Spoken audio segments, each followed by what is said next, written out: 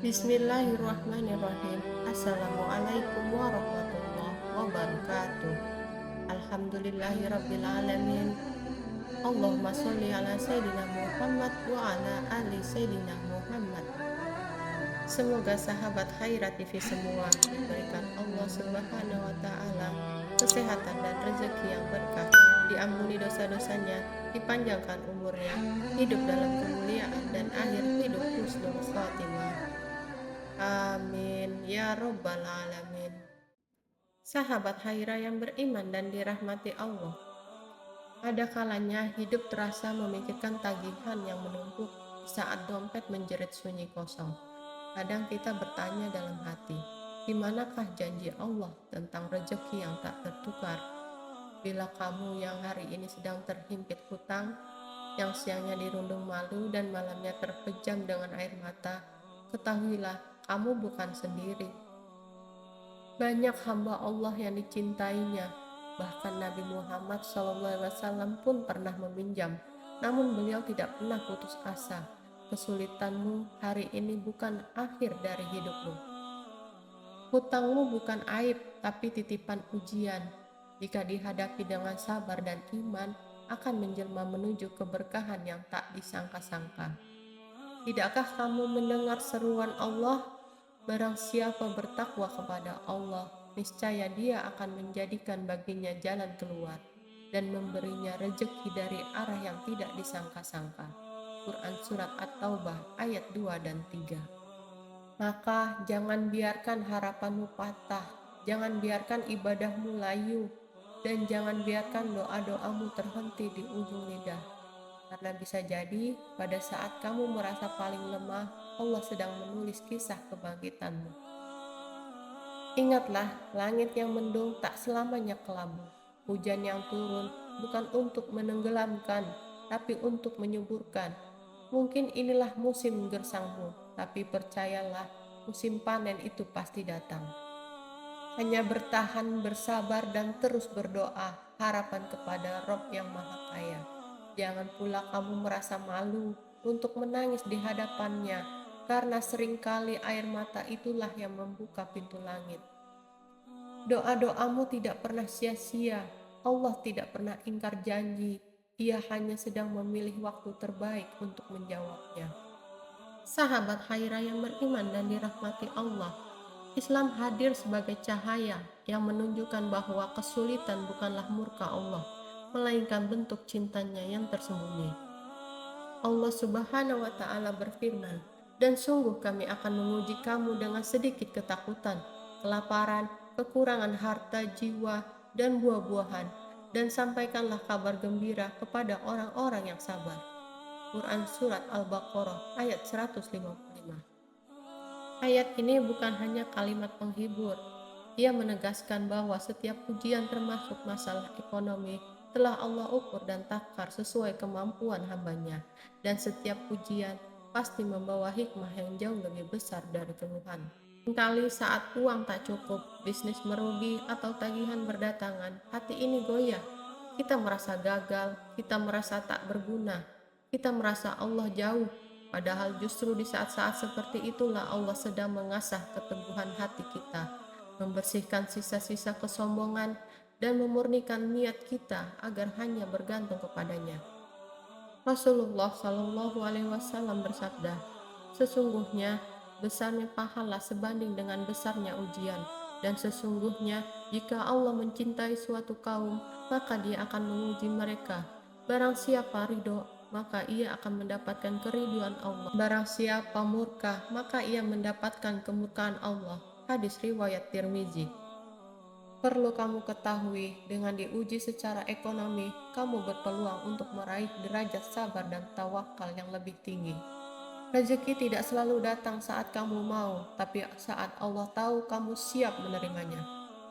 Sesungguhnya Tuhanmu melapangkan rezeki bagi siapa yang Dia kehendaki dan menyempitkannya. Sesungguhnya Dia Maha mengetahui, Maha melihat hamba-hamba. Quran Surat Al-Isra ayat 30. Allah Maha melihat air mata yang jatuh dalam sepi. Allah Maha mendengar doa-doa yang lirih di tengah malam. Tak ada satu huruf pun yang terucap dari lisanmu, kecuali tercatat, tak ada satu keringat pun yang jatuh tanpa disaksikannya. Pintu-pintu dunia terasa tertutup, itu tandanya Allah ingin kamu mengetuk pintunya lebih keras. Allah mungkin menunda jawabannya, tapi Dia tidak pernah lalai.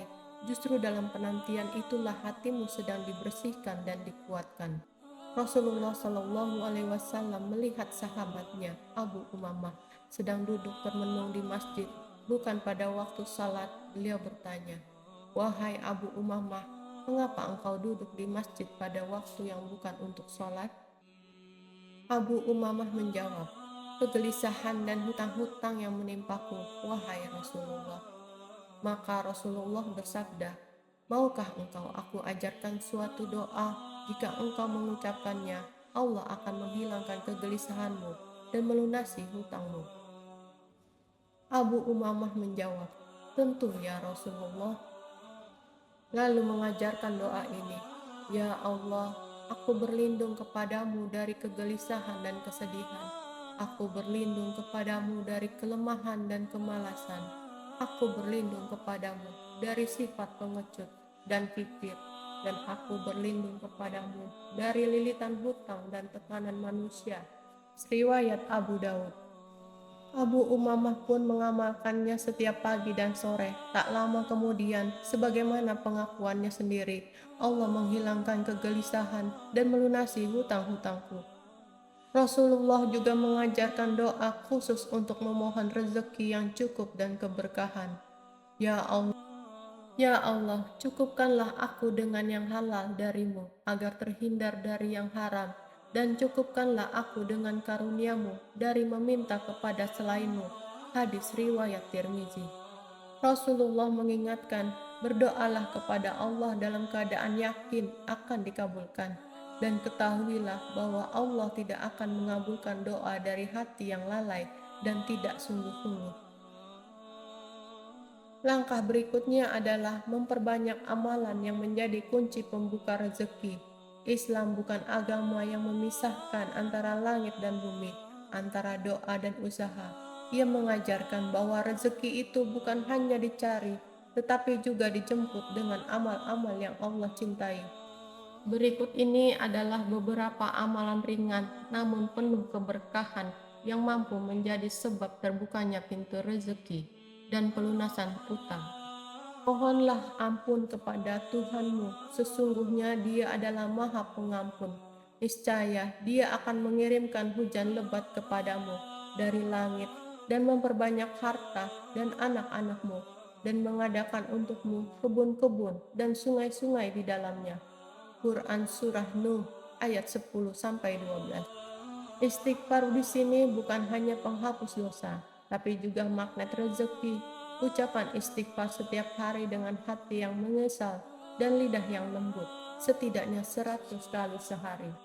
Amalan selanjutnya adalah menjaga silaturahmi, memperpanjang umur, meluaskan rezeki. Rasulullah Shallallahu Alaihi Wasallam bersabda, "Barang siapa yang ingin dilapangkan rezekinya dan dipanjangkan umurnya, maka hendaklah ia menyambung tali silaturahmi." Hadis riwayat Bukhari dan Muslim. Kadang pintu rezeki kita sempit bukan karena kurang bekerja, tapi karena hubungan dengan keluarga atau kerabat yang renggang. Perbaiki silaturahmi, minta maaf pada yang pernah tersakiti, kunjungi saudara yang lama tak dijumpai. Allah akan bukakan jalan keluar dari arah yang tak disangka. Amalan berikutnya adalah sedekah. Sedekah mengurangi harta secara lahir, melipat gandakannya secara hakikat. Namun secara logika manusia, memberi di saat kekurangan adalah langkah yang berat. Namun dalam logika langit, sedekah justru membuka jalan. Rasulullah Shallallahu Alaihi Wasallam bersabda, "Bersedekahlah, itu tidak akan mengurangi harta." Hadis riwayat Muslim. Amalan berikutnya adalah sholat duha. Sholat para pencari rezeki di antara amalan yang sangat dianjurkan bagi mereka yang ingin dimudahkan rezekinya adalah dengan sholat duha. Rasulullah bersabda, "Pada pagi hari setiap persendian kalian ada sedekahnya, maka 2 rakaat sholat duha mencukupinya." Hadis riwayat Muslim. Setiap kesempitan, Allah memberi ruang gerak bagi hambanya untuk berusaha. Maka inilah saatnya kita merajut kekuatan batin dengan strategi lahiriah dan terarah, karena sesungguhnya iman itu bukan sekedar pasrah. Iman adalah tenang di hati tapi giat di tangan, menyusun rencana keuangan, mulai dari hal yang kecil.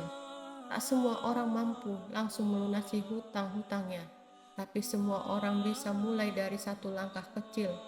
Buatlah daftar hutang-hutangmu secara rinci.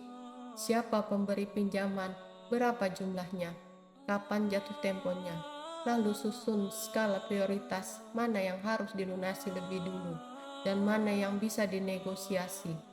Seringkali yang membuat kita tertekan bukan jumlah hutangnya, tapi ketidaktahuan kita tentang bagaimana menghadapinya.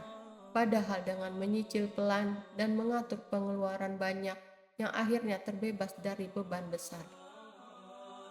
Kurangi pengeluaran tidak penting, bedakan antara kebutuhan dan keinginan. Makan sederhana bukan tanda kekalahan, tapi bagian dari perjuangan bekerja. Hari ini engkau berhutang dan belum mampu membayar, sampaikan dengan jujur kepada pemberi hutang. Minta waktu, ajukan cicilan kecil, dan tunjukkan kesungguhan. Jangan lari dari menghindari orang, lebih menghargai kejujuran daripada janji palsu. Rasulullah bersabda, penundaan pembayaran hutang oleh orang mampu adalah kezaliman. Hadis riwayat Bukhari dan Muslim. Jadi, jika hari ini engkau sedang diuji dengan kekurangan harta dan beratnya hutang, jangan langsung merasa bahwa Allah marah atau menjauh.